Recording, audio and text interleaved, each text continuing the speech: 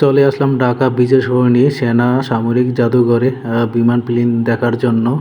এটা হচ্ছে ঈদের তৃতীয় দিন। ভিডিওটা করা ব্যস্ততার কারণে ভিডিওটি আমি আপলোড করতে পারিনি। আসসালামু আলাইকুম, সবাই কেমন আছেন?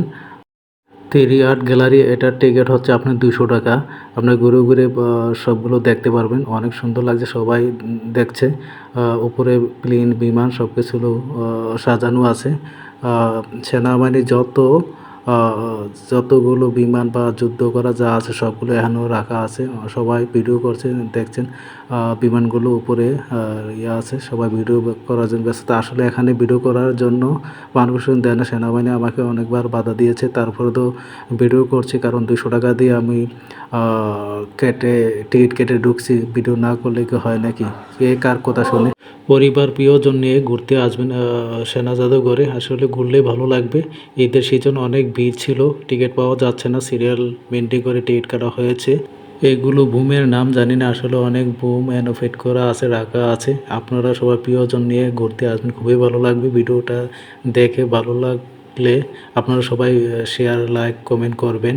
আমার কাছে খুবই ভালো লাগে সামরিক জাদুঘর।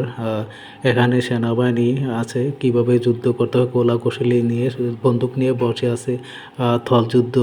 তে এইভাবে যুদ্ধ করতে হয়, সবগুলা মূর্তি এইভাবে সাজিয়ে গুছিয়ে রাখছে। খুবই ভালো লাগলো দেখে, অনেক মানুষ দেখছে। আসলে ঘুরে ঘুরে আমিও দেখছি, খুব আনন্দ লাগছে। এত সুন্দর জাদুঘর আমি আর কখনো দেখি নাই। খুবই ভালো, আপনারা আসলে যখন আপনি বিপদে পড়বেন বা বিল্ডিংয়ে আগুন লেগেছে বা এইভাবে সেনাবাহিনীরা রশি টেনে উপরে উঠে বাঁচানোর জন্য, এই যে রকেটে বোমা অনেকগুলা সাজানো আছে। সবাই ভিডিও বানাচ্ছে বা বাধাও দিচ্ছে সেনাবাহিনীরা, ভিডিও করা যাবে না, এখনও স্টিলের বন্দুক আছে, এখানে ওঠা যায় না, নিষেধ।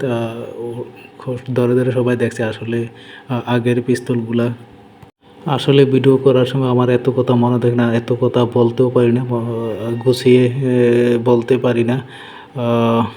ভিডিওটা অনেক লম্বা হবে, আপনারা ধৈর্য সহকারে দেখবেন। আসলে অনেক ঘোরার জায়গা, তো আমি আপনার 2 ঘন্টা ঘুরলেও শেষ করতে পারবো না, এত বিশাল জাদুঘর।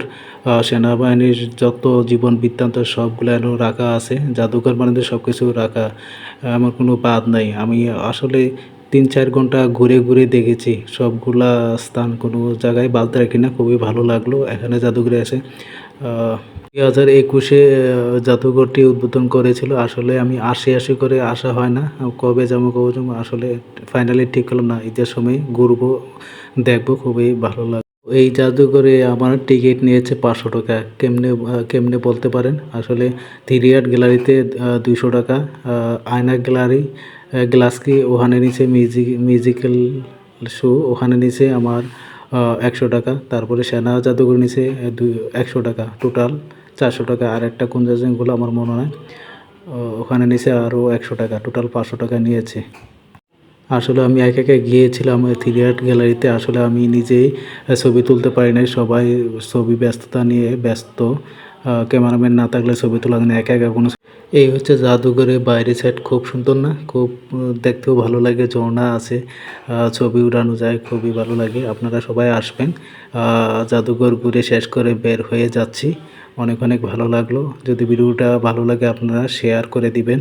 ধন্যবাদ সকলকে, ভালো থাকবেন।